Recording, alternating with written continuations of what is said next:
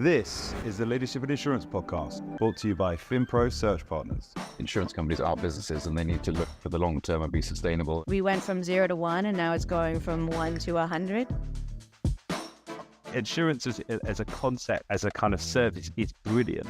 The execution is what we're looking at now. I think the companies that are going to succeed are the ones that are going to understand and master the art of intent. When we talk about innovation, we lean too heavily to think about technology and we don't think about creating a culture of innovation. I think innovation is essentially continuous improvement of existing processes and platforms and product. Right? It's got to be easy. It's got to be seamless. Hello and welcome to the Leadership in Insurance podcast. I'm your host, Alex Bond, and I'm lucky today to be joined by Maria, COO of Insurtech Gateway. Maria, thank you for bearing with me. There's been loads of technical problems on the podcast, which it's usually the guest, but for once it was me and everything fell apart. So thank you for your patience and thank you for being a guest on the podcast. Thank you, Alex. It's great to be here on the podcast. Well, look, let's start as we usually do. It'd be great if you could introduce yourself, and I'm sure almost everyone listening knows who Insurtech Gateway are, but if you can give us who are Insurtech Gateway as well, that'd be great. Absolutely, of course. Yes, my name is Maria. I'm COO at Insurtech Gateway. We are the specialist Insurtech incubator and fund, and our main goal is to fast track Insurtechs into market.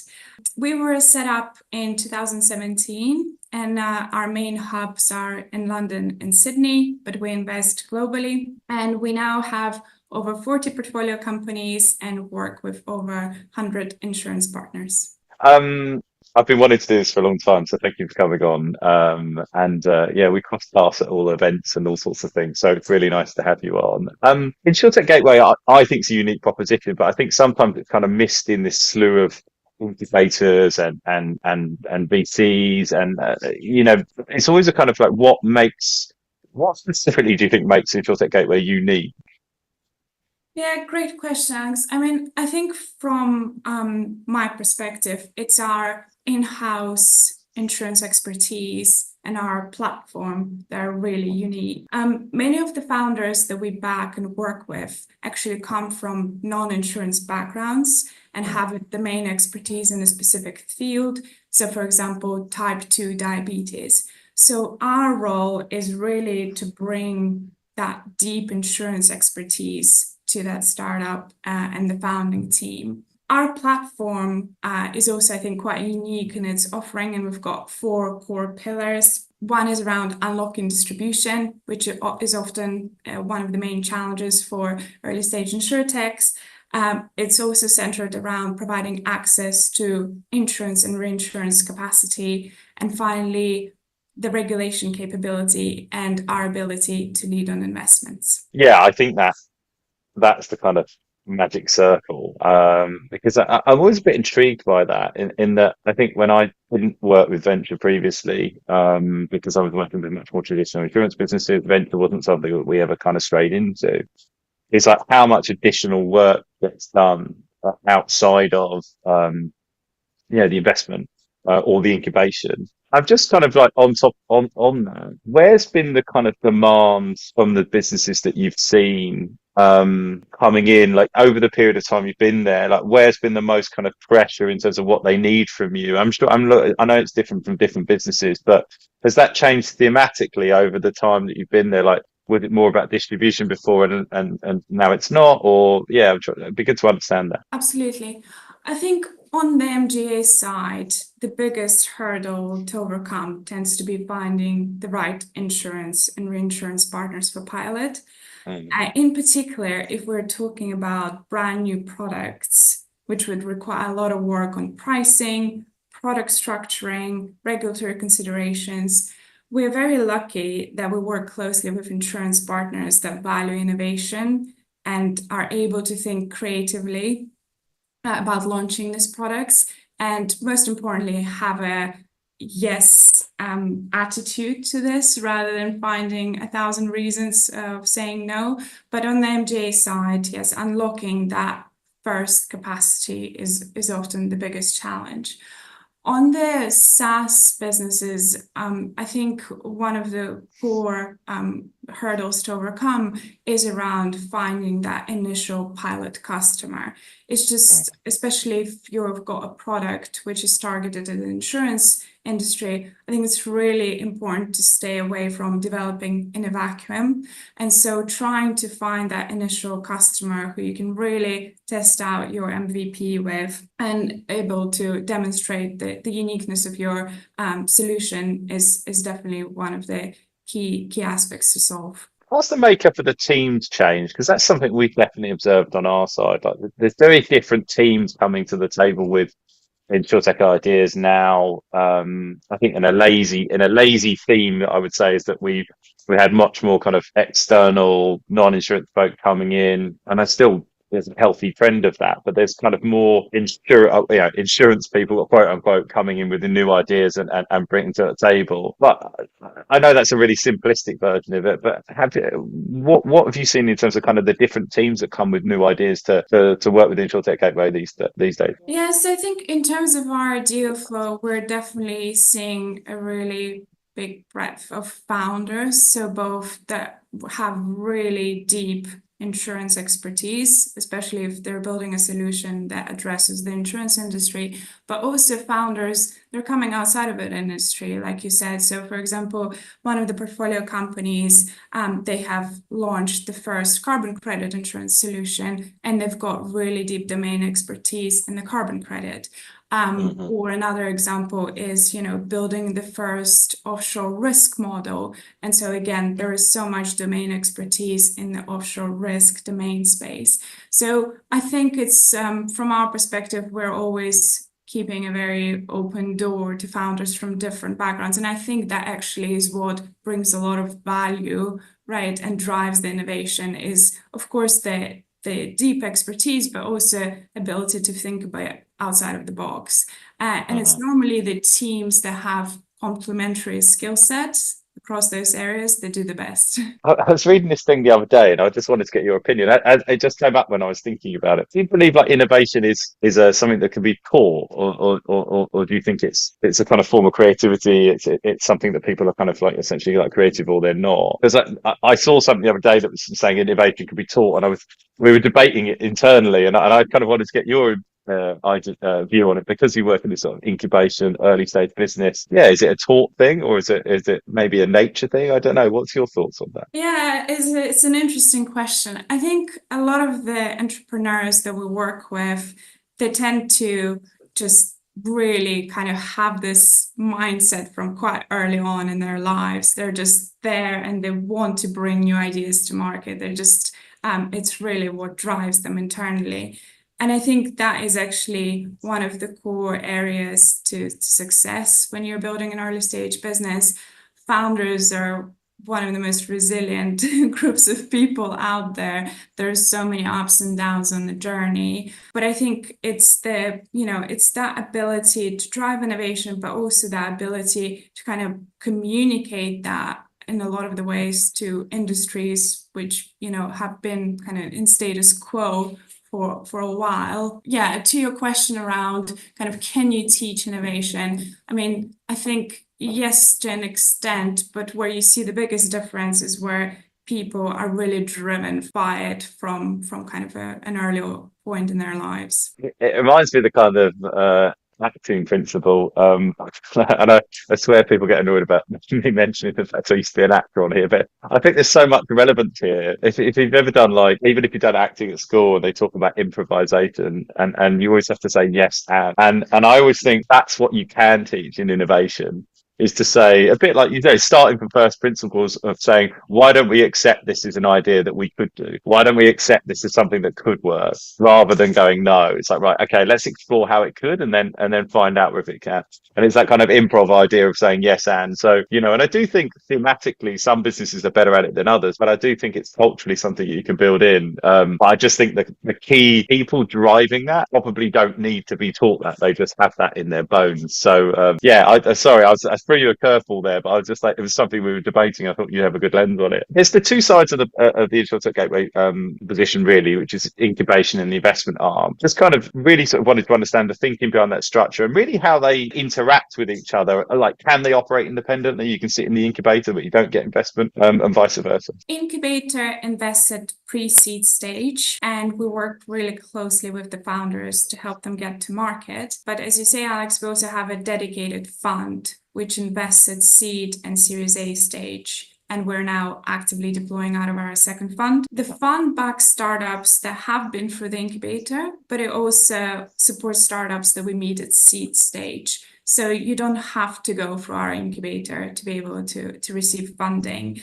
The whole kind of underlying idea behind having both an incubator and an investment arm is we really wanted to create a space for founders where they can access everything in one place and to be able to support them on that journey from pre-seed to scale up stage, because the challenges evolve and there's different hurdles at different stages, but we're there to provide insurance expertise along the way. One thing I asked you before, we talked about this previously, but I think it's important, and I think looking at your role, your COO within the structure of an incubation investment business, what does that mean? Because I think everyone knows what a COO does in different environments, but I think it's a really unique business in which to have that COO role, and it certainly doesn't mean you just look internally at Insurtech Gateway. So yeah, it'd be good to understand and for people to hear what that means in the context of the Insurtech Gateway business. Yes, I'm very lucky with my role, definitely. And I think it's quite unique because we do have both the incubator and the fund. So as part of my role, I work really closely with founders as soon as we invest at pre-seed stage. So effectively leveraging our platform. As an example, so providing that guidance on the regulatory side as to how we can delegate our FCA permissions for the startup to become authorized as an MGA in a matter of weeks, right? Rather than them securing their independent FCA authorization, which typically takes 9 to 12 months. So that's an example of kind of a piece of work that I get involved with. And then once the company progresses post the pre-seed stage, I stay very involved, providing that ongoing support, making sure, they're aware of core milestones and metrics they should be thinking ahead for their next phase. I also look after our internal operations and the fund management piece, including the fundraising, of course. Does that mean that you offer so much at Insurtech Gateway? Difficult question if you answer, but does that mean that Insurtechs are kind of more willing to give up greater equity because of how much you add? Is that part of the conversation when you're competing against perhaps alternative of incubators or alternative investment? Yeah, so I think founders really value having a place where they can focus on their core USP and what they're best at. I would say, like, in general, that would be my advice to any founders looking to partner with early stage investors, is really try and figure out where you need most support.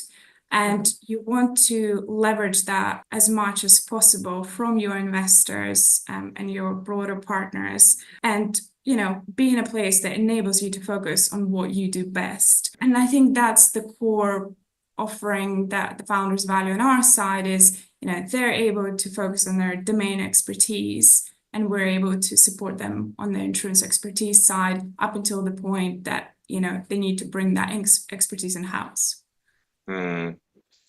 That's making me think about my business. The amount of time I spend not doing recruiting, which is too much. I think that's what I've always been drawn to about Insurtech Gateway is that, one, it's that kind of unique domain expertise in connections to the market. That sort of, it's like you can solve all of the insurance related questions for them. And where I think I sort of approach with caution sometimes, particularly when, let's say someone's taken investment from a more generalized fintech fund or more generalized fund. I sort of say, great, you've probably got the capital that you want. Have you got all the other things that you need? And the other things you need, probably the things that are going to slow you down more than anything. It's one thing to kind of get the equity slice that you want or get the deal that you want, but it's like, are you going to get the velocity? Because velocity in venture-backed businesses is as important as anything else. So it's always quite interesting for me. One thing you've got such a good lens on, so there's 40 portfolio companies now, and I'm sure there's many, but like as if we can kind of nail it down, like what are the key factors that you've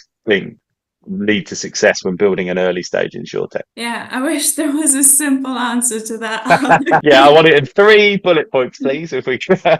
Yeah, so let me maybe share some recurring things that have made a big difference to the companies that we have backed. At an early stage, the team is the most critical element for success, and I really can't emphasize that enough. It's important to have a co-founding team where you've got complementary skill sets, but more importantly, alignment on vision of where you want to take your business. And resilience definitely needs to be one of the core qualities among the team as well, given the journey. I think the other thing that's really important to think about is having that staged approach to testing your MVP. And really, it's being ready to evolve your product to make sure it properly fits the customer need. Ultimately, it's progress over perfection. So it's really about having that iteration process during the pilot stage where you're getting really valuable feedback from your customers. And I think finally, it's about finding the right partners that can accelerate your progress as a business. So be it an investor, be it an insurance or reinsurance partner or distribution partner, it's really thinking about what partners are able to see the long-term vision and are able to accelerate my journey there. So the businesses that we have seen succeed kind of definitely address all those 3 areas. That kind of commonality of like vision and I think is so. I mean, it sounds so obvious and trite, but it's really not. And I think, you know, sometimes I say things on this podcast, and I think if I was listening at home, I'd be like, well, obviously. But we see so many of these things. I mean, like, obviously, we're in a privileged position to work with a lot of kind of venture-backed businesses, and we do unfortunately see it where it doesn't go right. And it doesn't mean that the business is a fail, but we see it slow down its growth, or we see it kind of stagnate a bit, and it tends to be around that vision. And you know, that's why we always talk about, you know, when you're going through like pilots and how much feedback do you take from your potential customer and on board versus protect your own vision of going where the product needs to be. Because sometimes if you start building it for individual clients, we've seen particularly SaaS businesses that essentially become almost consulting businesses, almost like tech consultancy businesses, and then they build these products and then they go so far from the vision that you kind of go, I don't even know if they know where they are anymore. And then that resilience piece, you know, you and I, we are aware of some work that we've done lately in the portfolio, and it's no surprise to me that the person that is going to join is like was an Olympic athlete or was going, and I was like, yeah, that's the right kind of makeup. Because I think it is those people that kind of can run for a wall for you, because it does require so much energy. Although I don't know if you would agree with this, it looks like it requires a lot of energy, and it does. But for the right people, they're not expending the same amount of energy because they love this stage of the journey. Do you see that? Like that's where they come alive. Yeah, absolutely. You have to love this to be able to succeed, because ultimately different, you know, people have different skill sets and what they enjoy. To be able to, you know, have a successful founding journey, I think you have to enjoy the uncertainty of it all from the early stage. That it is definitely challenging, but for founders that see it through, there's big rewards at the end, right? You're building a legacy, so definitely something to look forward to. I don't know what I'd do now. Like I thought this the other day, like we literally moved offices this week, and you know, we were all laughing. So we were moving so close. It's like there's no point getting like a moving van. So we literally walked all the stuff over, and we don't own. You know, we're in a serviced office, so obviously we don't have any desks or chairs, but we've got one like stand-up desk which raises up and down. So we had to carry that over. And then we like rested it on a line bike and we're carrying it over. And I was saying to my team, I said, this like makes me laugh, because I was like, this is for me what being a business is all about. This is the funny stuff. Like this is like, you look back at this and laugh when hopefully we have got 50 people, and we don't need to do that. But I want to go through that journey. And I was saying to my team, it's all really glamorous, isn't it? Particularly when it started to rain, by the way. But there's just something funny about that. And you either enjoy that or it's probably the wrong journey for you, which I find fascinating. I just wanted to get on like the funding landscape. You know, obviously you've been at Insurtech Gateway for a long time.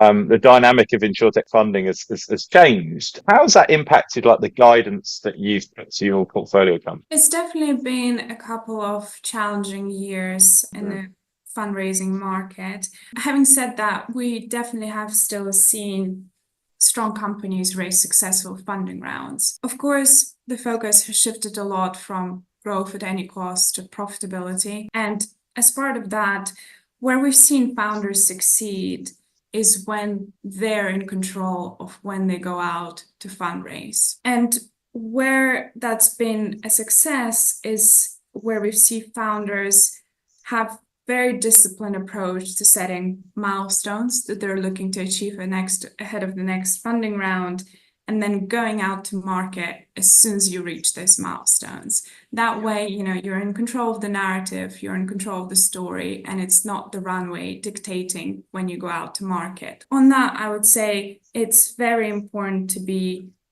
clear about the milestones and traction that you're looking to achieve. And so, as an example, one of the important metrics that we ask our founders to monitor is around the burn multiple, which is effectively how much is the startup burning in order to generate each incremental dollar of ARR. And the reason why it's so important to look at this is that you've got an eye on one of those core indicators that enables you to make decisions early on, even if they're difficult decisions, right? But that just means you've got kind of a clear view of how your business is performing. And that's not a metric we talked about enough, I think, a few years before, certainly. I mean, it's just such a different world. I mean, obviously being on the recruiting side of the business and the amount of times that I just remember really crazy times where we were having 5, 6, 7 remits given to us by one company that hadn't particularly raised a huge amount of money, and then just going, look, we just need to hire these people quickly. And the interview process was just so swift, and they would just move through, as opposed to, I'd say a year ago, there was almost like decision paralysis. People sort of were so scared to spend money that actually we had a 4-stage process agreed, and then we'd have a 5th stage and a 6th stage and a 7th stage, and there was nothing was happening. And I think now there appears to be a more considered, balanced process. Everyone agrees the process, and you need to spend that money wisely. Which is why, interestingly, I think, what we do is always a bellwether of the economy or a bellwether of the investment market, which is we are busy. And we're busy with different clients, but they're making much more strategic decisions on hiring. It's like, right, we're going to do all of this hiring ourselves. This is an important hire. Let's give Alex and FinPro a call for this specific role. Other recruitment companies are available, but they don't have their own podcast. So there's a slightly different tone in that conversation. It's like an acceptance that this is important enough to spend the money on. And it's just a really interesting reflection of where the market is. I wanted to talk about the future. So, has there been a sort of trend in like deal flow activity or themes in Insurtech Gateway's kind of thesis? What are the things that you're excited about from a kind of investment or incubation situation at the moment? Yeah, of course. So we continue to see very strong deal flow, and we see around 600 opportunities a year, which we review in detail. And I think, of course, startups using AI to disrupt infrastructure and operational processes has been an emerging trend. And that is both kind of a function of what we look for as well as the inbound that we receive.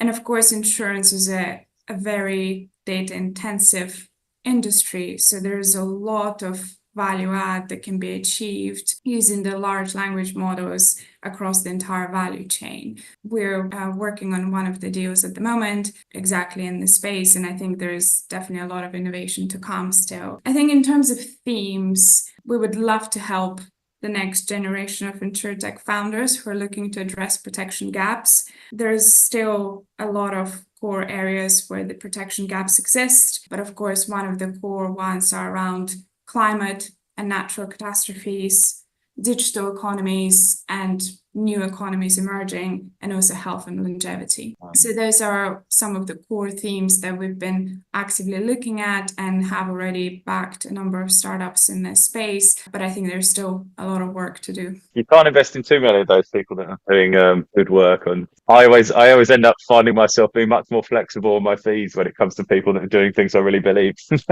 So, and, yeah, I mean, we were talking about there's some brilliant businesses out there that are really using like insurance in an innovative way to sort of close that protection gap, or address things like climate change, address things like fertility, and like I think that's so exciting, and that's the thing that we've probably not done enough shouting from the rooftops about where insurance comes into play. Although I did find myself on the way home in an Uber having a relatively late night conversation about self-driving cars and insurance's part to play in whether that was going to happen or not. And so I was trying to do my bit the other day, but the sort of enablement of the insurance industry to kind of like drive change and for societal change is there. And, that's really exciting for me. Maria, thank you so much for doing this. I've wanted to have you on the podcast for ages. I'm sure if you're getting 600 submissions a year, everyone knows how to get in touch with Insurtech Gateway. But just in case there's any entrepreneurs in waiting or people that kind of have got those pitch decks that they kind of just desperate to send to someone, what's the best way to get in contact with you? Yeah, of course. No, we're always very keen to meet early stage founders, but even just broader insurance partners, looking to kind of drive innovation. Feel free to reach out to me on LinkedIn or go directly to our website, and there is a pitch button on there. Amazing. Maria, thank you so much for being a guest on the podcast. Lovely to see you again. Thank you, Alex.